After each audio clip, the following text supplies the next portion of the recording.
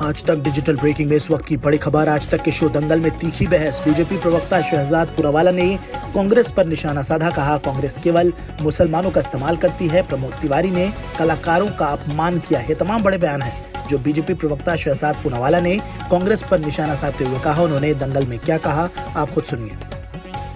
आज जो कादरी साहब, जो बहुत बड़े बीदरी कला और शिल्प के प्रतिपादक है, उनकी बातों से तीन निष्कर्ष साफ है। एक निष्कर्ष ये है कि कांग्रेस केवल इस्तेमाल करती है मुसलमानों का या अल्पसंख्यकों का, यूज एंड थ्रो, इसका तो मैं खुद भुक्तभोगी हूं।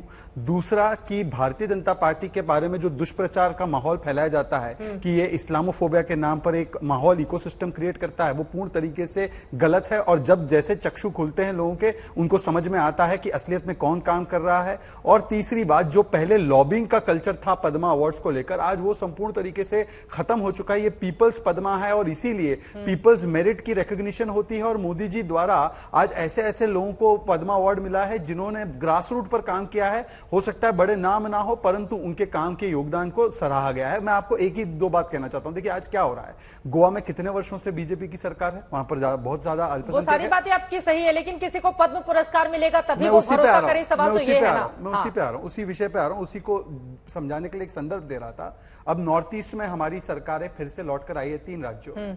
वहां पर ज्यादातर अल्पसंख्यक समाज और ट्राइबल है। क्या वहां पर किसी को पुरस्कार दिया गया इसलिए उन्होंने हमारी सरकार लौटाई है? नहीं।